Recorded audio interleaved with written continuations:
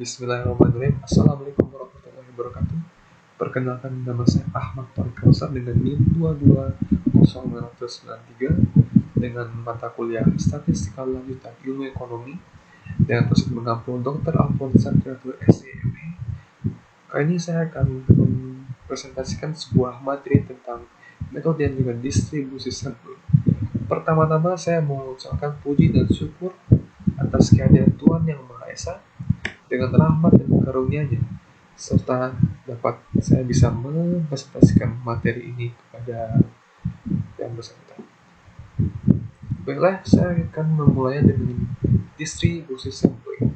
Distribusi sampling adalah distribusi bilangan teoritis dari ukuran-ukuran statistik, misalnya adalah rata-rata, varian, dan juga proporsi, termasuk juga distribusi beda dua rata-rata dan beda dua proporsi. Distribusi sampling dijadikan sebagai dasar dari statistik inferensial, di mana dengan distribusi sampling dapat diketahui karakteristik populasi yang diartikan dalam hal ini adalah sebuah parameter. Distribusi sampling adalah distribusi dari besaran-besaran statistik seperti rata-rata, simpanan baku, proporsi yang mungkin muncul dari sampel-sampel. Distribusi sampling berfungsi untuk menentukan probabilitas kemunculan atau distribusi probabilitas dalam sampel tertentu. Metode sampling adalah cara pengumpulan data yang hanya mengambil sebagian elemen populasi atau karakteristik yang ada dalam sebuah populasi. Ketika berbicara tentang distribusi, kita akan berbicara tentang sampel. Sudah bisa dibilang sebagai suatu hal yang cukup berharga, terutama dalam penelitian. Dalam beberapa penelitian, sampel menjadi hal yang penting karena akan mempengaruhi hasil dari pembahasan dari penelitian tersebut.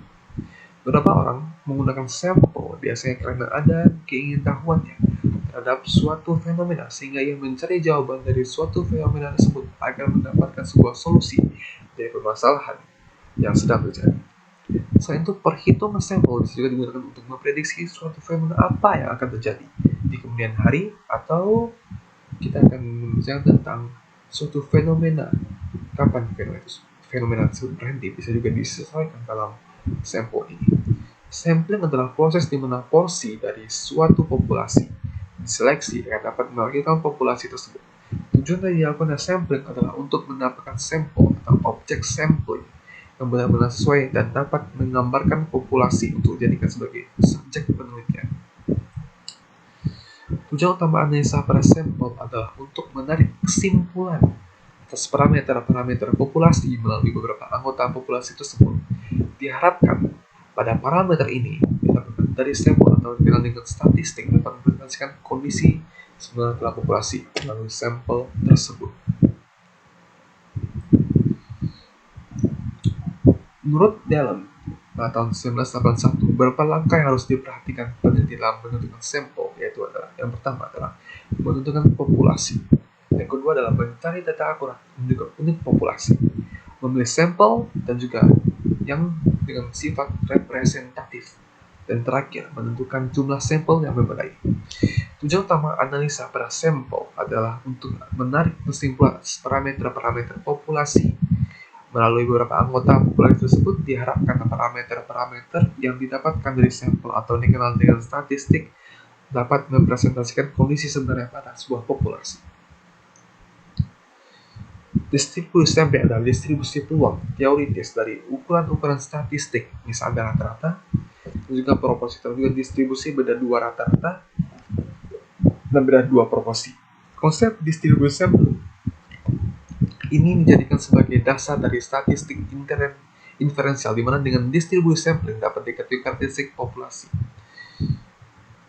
Distribusi sampling adalah rata-rata distribusi yang diperoleh dari semua sampel yang mungkin dari suatu populasi, di mana ukuran sampel tersebut yang sangat besar. Misalnya suatu populasi memiliki N, sebuah elemen, di mana rata-ratanya adalah U dan varian adalah sebuah O2. Dari populasi tersebut diambil sampel sebanyak N elemen. Jika pengambilan sampel dilakukan dengan pengambilan, maka banyaknya kemungkinan kelompok sampel dapat terbentuk dari N rumus sebuah N, NN. Sedangkan jika pengambilan sampel dilakukan tanpa pengambilan, maka banyak kemungkinan kelompok sampel tersebut adalah sebuah rumus ini.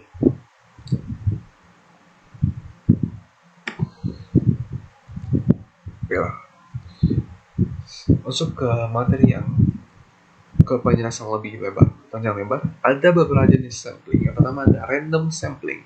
Setiap anggota populasi memiliki peluang yang sama untuk dipilih. Stafford sampling. Populasi dibagi menjadi kelompok, strata, dan kemudian sampel diambil dari setiap strata. Yang ketiga, ada cluster sampling. Populasi dibagi menjadi kelompok cluster, dan beberapa cluster dipilih secara acak untuk diambil sampelnya. Yang keempat, ada convenient sampling. Memilih sampel berdasarkan kenyamanan atau aksesibilitas. Yang kelima, ada sebuah systematic sampling. Memilih sampel dengan menggunakan metode sistematis. Distribusi sampling adalah distribusi probabilitas yang digunakan untuk menganalisis sampel untuk menganalisis sampel acak di sebuah populasi. Salah satu distribusi sampling yang penting adalah distribusi sampling rata-rata atau lebih dikenal dengan mean. Central Limit Theorem, teorema limit pusat. Teorema limit pusat menyatakan bahwa jika kita mengambil sampel yang cukup besar dari populasi apapun dan menghitung rata-rata dari sampel tersebut, maka distribusi dari rata-rata sampel tersebut akan mendekati distribusi normal disebut dengan Gaussian. Ini adalah dasar dari metode inferensi statistik. Masuk ke distribusi normal. Distribusi normal adalah salah satu distribusi yang paling umum digunakan dalam statistika. Ini adalah distribusi simetris dengan bentuk lonceng. Parameternya adalah rata-rata, U, dan deviasi standar, sebuah O. Statistik inferensial. Statistik inferensial adalah cabang statistik yang digunakan untuk membuat pernyataan atau inferensi tentang populasi berdasarkan sampel yang diambil. Contoh metode statistik inferensial termasuk uji hipotesis dari interval kepercayaan. Uji hipotesis adalah prosedur statistik yang digunakan untuk menguji pernyataan tentang populasi. Dalam uji hipotesis, kita memiliki hipotesis 0 dan hipotesis alternatif. Dan kita menggunakan data sampel untuk mengetahui apakah kita dapat HO. Interval kepercayaan. Interval kepercayaan adalah rentang nilai yang mengandung parameter populasi dengan tingkat kepercayaan tertentu. Contohnya adalah kita memiliki 95% kepercayaan bahwa rata-rata populasi berada dalam interval A dan juga interval B. Dalam presentasi ini, kami telah membahas metode distribusi sampling bersama. Dalam presentasi ini, kami telah membahas metode dan distribusi sampling dalam statistika lanjutan. Sampling penting dalam pengumpulan analisis data, sementara distribusi sampling seperti distribusi normal membentuk dasar dari banyak metode statistik. Statistik inferensial seperti uji hipotesis dan interval kepercayaan membantu kita membuat inferensi tentang populasi berdasarkan sampel. Sampel tersebut berupa probabilitas. Masuk kembali ke probabilitas. Merupakan suatu sampel yang dipilih sedemikian rupa dari populasi sehingga masing-masing anggota populasi memiliki probabilitas atau peluang yang sama untuk dijadikan sampel. Ada juga sampel non-probabilitas yang merupakan suatu sampel yang dipilih sedemikian rupa dari populasi sehingga setiap anggota tidak memiliki probabilitas atau peluang yang sama untuk dijadikan sebuah sampel. Kita masuk ke metode penarikan sampel. Sampel probabilitas atau yang dikenal dengan probability sampling. Ada juga disebut dengan sampel non-probabilitas dengan non-probability sampling. Sampel probabilitas memiliki penarikan sampel acak sederhana, termasuk di sebuah dalam sampel probabilitas ada namanya penarikan sampel acak sederhana. Ada juga namanya penarikan sampel acak terstruktur. Dan ketiga, terakhir ada juga penarikan sampel cluster. Dalam sampel non-probabilitas itu sebaliknya, memiliki penarikan sampel sistematis, penarikan sampel kuota, penarikan sampel purposif. Definisi: penarikan sampel acak sederhana merupakan panggilan sampel dari populasi secara acak tanpa memperhatikan strata yang ada dalam populasi dan setiap anggota populasi memiliki kesempatan yang sama untuk dijadikan sebuah sampel. Ada dua cara untuk menentukan sampel acak sederhana. Yang pertama adalah sistem kocokan. Sistem sampel acak sederhana. Sistem ini dengan sistem arisan menggunakan tabel acak memiliki sampel dengan menggunakan satu tabel. Dalam penggunaan ditentukan terlebih dahulu titik awal atau disebut dengan starting point. Penarikan sampel acak terstruktur Definisinya adalah penelitian sampel acak terstruktur dilakukan dengan membagi anggota populasi dalam beberapa subkelompok yang disebut strata. Yang lalu, sampel tersebut dipilih dari masing-masing stratum. Ada yang disebut dengan proses stratifikasi, di mana populasi tidak berstrata dan juga populasi dengan terstrata. Contoh menentukan jumlah sampel setiap stratum. Ada beberapa tabel, dibuat beberapa tabel, ada tinggal di slide 1, 2, 3, setiap tabel kita beri nama stratum, kelompok, jumlah anggota, persentase dari total, jumlah sampel per stratum.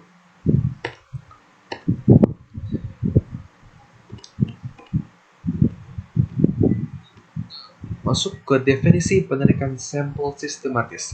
Penarikan sampel sistematis, penarikan dikatakan sebagai setiap unsur atau anggota dalam populasi disusun dengan cara tertentu secara alfabetis dari besar hingga kecil atau sebaliknya, kemudian dipilih titik awal secara acak. Lalu setiap anggota kekal dari populasi dipilih sebagai sampel. Penarikan sampel kota. Pengambilan sampel dari populasi yang mempunyai ciri-ciri tertentu sampai jumlah atau kota yang diinginkan. Tujuan penarikan sampel kota adalah untuk memperbaiki keterwakilan seluruh komponen dalam populasi. Maksud dari keterwakilan ini supaya seluruh karakteristik dalam populasi dapat terwakili dan tergambarkan dengan baik. Penarikan sampel proportif. Penarikan sampel dengan pertimbangan tertentu. Penarikan dengan sampel proportif dibagi menjadi dua cara, yaitu convenience sampling, yaitu penarikan sampel berdasarkan keinginan peneliti sesuai dengan tujuan peneliti, dan judgment sampling, yaitu penarikan sampel berdasarkan penelitian terhadap kadar anggota sampel yang disesuaikan dengan tujuan penelitian. Statistik induktif. Definisi kesalahan dalam penarikan sampel. Kesalahan penarikan sampel merupakan perbedaan antara nilai statistik sampel dengan parameter dari populasi.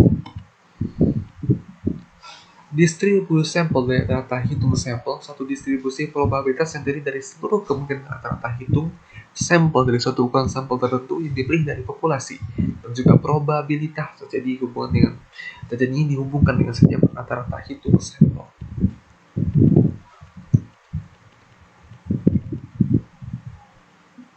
Masuk ke skema selisih populasi atau sampel.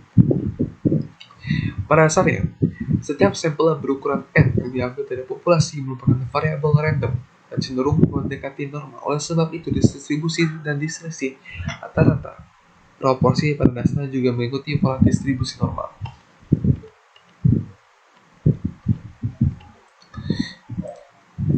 Metode dan distribusi sampling.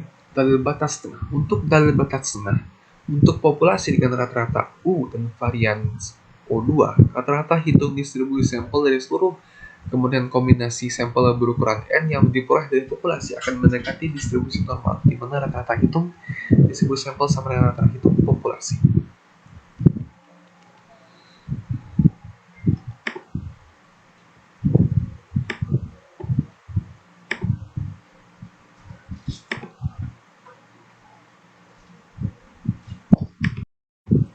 Baiklah, saya akan menunjukkan tentang presentasi saya, yaitu tentang metode dan juga distribusi sampling. Dalam metode statistik lanjutan, dalam statistika lanjutan terdapat beberapa metode yang digunakan untuk menganalisis data secara lebih mendalam. Beberapa metode yang dapat dipelajari dalam materi ini antara lain adalah analisis regresi, analisis varians, analisis faktor, dan juga analisis cluster. Distribusi sampling dalam statistika. Distribusi sampling digunakan untuk memahami karakteristik dari sampel yang diambil dari suatu populasi. Distribusi sampling penting dalam melakukan estimasi dan pengujian hipotesis terkait dengan populasi. Pentingnya analisis data dalam statistika. Analisis data digunakan untuk menggali informasi yang terkandung dalam suatu data. Melalui analisis data, kita dapat melakukan sebuah identifikasi pola, hubungan, tren yang ada di dalam data. Interpretasi hasil. Setelah melakukan analisis statistik, penting untuk dapat menginterpretasikan sebuah hasil yang diperoleh. Interpretasi hasil akan memberikan pemahaman yang lebih tentang data dapat digunakan sebagai dasar pengambilan keputusan. Kesimpulannya, dalam implikasi dalam presentasi penting untuk menyimpulkan temuan-temuan penting yang telah dihasilkan dari analisis data. Kesimpulan ini harus didukung oleh hasil yang valid dan dijadikan sebagai dasar untuk mengambil sebuah keputusan atau memberikan sebuah rekomendasi. Materi statistik langsung dikembangkan subjek yang dapat dijelaskan dan dijabarkan. Oleh karena itu penting untuk memilih poin dalam metode distribusi sampling ini. Distribusi sampling adalah sebuah survei, tidak mungkin tidak melibatkan keseluruhan elemen populasi karena akan memerlukan waktu, tenaga, dan biaya yang cukup besar. Besarnya biaya dalam sensus terkadang tidak seimbang.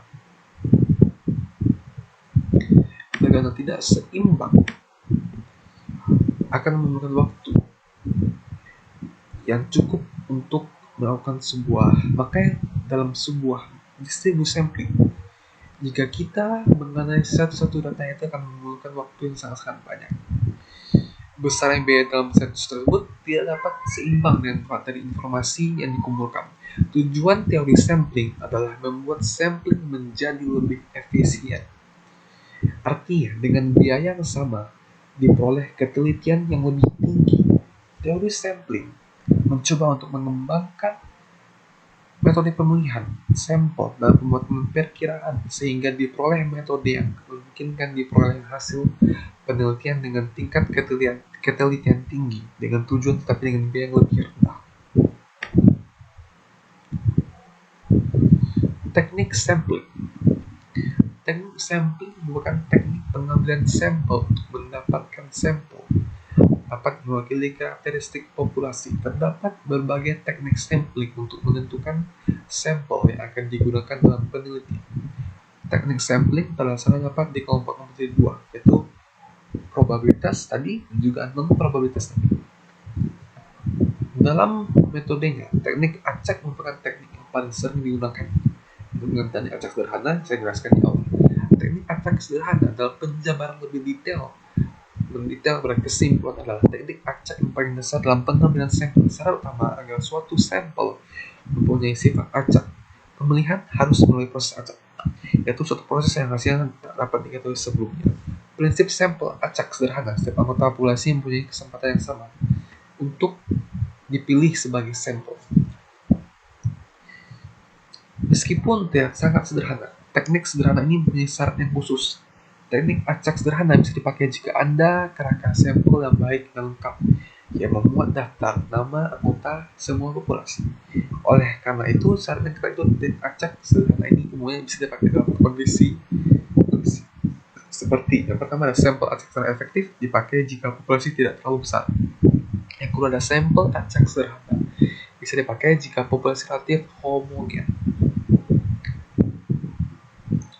Yang kedua, merujuk pada penjabaran kesimpulannya dalam sampel acak berlapis. Sampel acak berlapis adalah bentuk sampel acak yang elemen populasinya dibagi ke dalam kelompok-kelompok homogen yang disebut dengan strata. Ada beberapa alasan dalam penggunaan ini antara jika diketahui ketelitian yang diinginkan untuk kelompok tertentu dari populasi, ada baiknya memperlakukan setiap subkelompok sebagai suatu populasi tertentu. Administrasi yang baik dapat memakai penggunaan strata. Masalah penarikan sampel dapat berbeda dalam bagian populasi yang berbeda. Pelapisan dapat menghasilkan suatu manfaat dalam ketelitian perkiraan dan karakteristik populasi. Hal ini memungkinkan untuk membagi sebuah populasi yang heterogen menjadi subpopulasi dua dengan setiap subpopulasi menjadi homogen. Dalam sebuah populasi acak stratifikasi, semua sampel diambil dari populasi dilakukan stratifikasi populasi. Terlebih dahulu, berdasarkan karakteristik tertentu, sampel yang diambil disesuaikan dengan proporsi juga populasi. Cara melakukan teknik stratifikasi adalah sebagai berikut. Setelah mendapatkan karakter sampel, disusun terlebih dahulu stratifikasi. Anggota populasi dimasukkan ke dalam stratifikasi yang telah dibuat. Setelah itu baru ditarik sampel. Ditarik sebuah sampel dengan strata masing-masingnya. Apabila populasi heterogen lebih baik menggunakan sampling acak berlapis daripada sampling acak sederhana. Oleh karena itu, ada beberapa alasan di mana heterogen ini lebih baik digunakan pada saat sampling acak sederhana. Yang pertama adalah setiap stratum homogen atau relatif homogen, sehingga sampel acak yang diambil dari setiap stratum akan memberikan perkiraan dapat mewakili stratum yang bersangkutan. Perkiraan gabungan yang diperoleh berdasarkan perkiraan dari setiap stratum akan memberikan perkiraan menyeluruh yang mewakili sebuah populasi. Yang kedua, ada sebuah biaya untuk pelaksanaan sampling acak berlapis lebih murah daripada sampling acak sederhana karena alasan administrasi. Perkiraan bisa dibuat untuk setiap stratum yang dianggap sebagai populasi yang berdiri sendiri, mungkin bisa dilakukan oleh satu orang peneliti saja. Itulah sebuah hal khusus yang membuat populasi heterogen lebih baik menggunakan sampling acak berlapis daripada sampling acak sederhana. Benefit dari menggunakan sebuah metode sampling acak berlapis. Yang terakhir, kita masuk kepada sampling kelompok atau cluster sampling. Sampling kelompok adalah pengambilan sampel dari berbagai unit sampel yang merupakan kelompok dari elemen langkah yang merupakan kelompok dari elemen yang ada. Langkah paling awal dalam penarikan sampel cluster yang harus dilakukan oleh peneliti adalah mengidentifikasi cluster atau satuan di mana individu menjadi anggota dalam sebuah cluster tersebut. Semua cluster yang ada dalam populasi harus bisa diidentifikasi. Kedua, kita masuk pada one stack cluster sampling. Dilakukan dengan berdasarkan pada gugus cluster. Asumsinya, individu adalah bagian dari gugus atau cluster tertentu. Kerangka sampel berupa daftar nama individu yang tidak tersedia, tapi daftar kelompok gugus itu pasti tersedia. Teknik ini dapat dilakukan jika tersedianya kerangka sampel berupa nama-nama individu pada anggota populasi. Kalaupun kerangka sampel itu tersedia masih dilakukan akurasinya, dapat dilakukan uji kembali pada sebuah kasus dalam one stack cluster sampling.